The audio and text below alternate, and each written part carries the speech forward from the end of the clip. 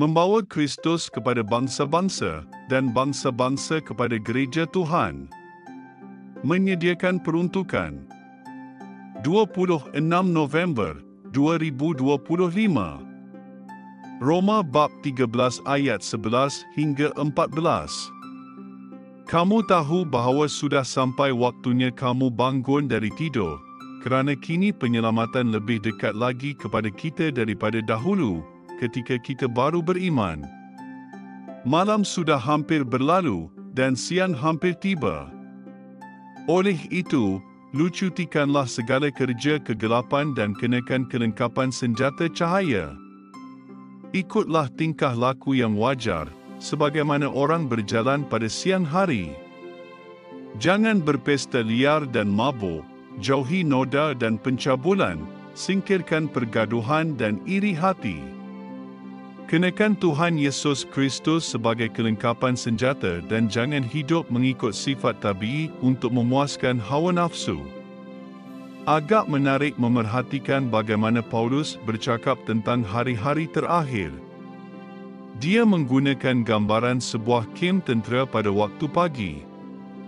Askar-askar ini memakai perisai mereka dan bersiap sedia untuk bertugas. Mereka membuat peruntukan untuk hari itu seperti menyediakan senjata, alat-alat dan semua yang diperlukan untuk tugas mereka. Tidak kira sama ada perkara yang baik atau buruk telah berlaku pada malam sebelumnya, mereka telah bersedia bertugas seperti biasa.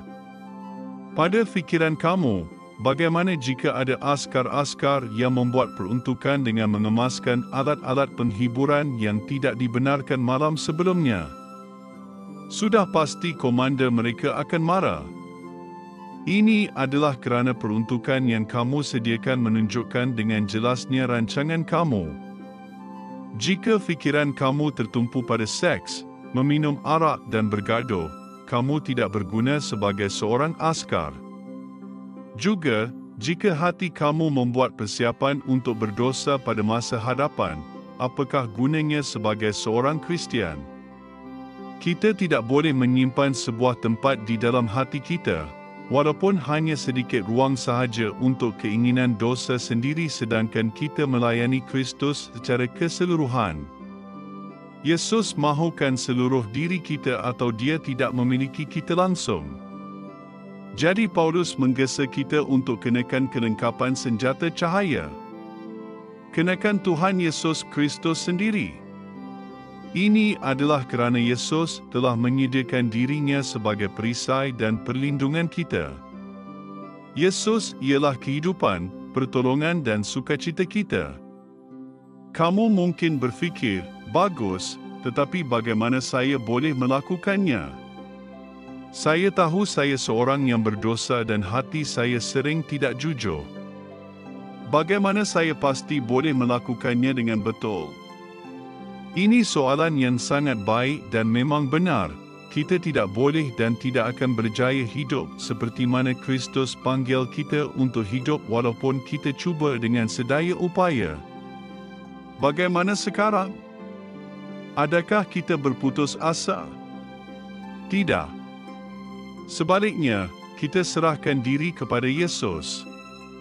Kita mohon Yesus membantu dan menyucikan hati kita yang berdosa. Biarlah dia mengampun, membersih, menyediakan keperluan dan mengenakan kita dengan dirinya. Ya, semua perkara yang baik yang Yesus telah lakukan untuk kita melalui penderitaan, kematian dan kebangkitannya. Inilah maksudnya mempercayai Yesus dan bukan dengan berusaha lebih keras. Ini bererti meminta pertolongan darinya dan terus mempercayai serta bergantung kepadanya sepanjang hidup kita dan bukan usaha diri sendiri. Tanpa Yesus, kita binasa tetapi kita selamat selama-lamanya dengan Yesus. Yesus pasti akan melaksanakannya. Kita berdoa, Tuhan, saya tidak dapat menjadikan diri seperti yang sepatutnya. Saya milik-Mu. Buatlah apa yang Engkau ingin lakukan. Amin.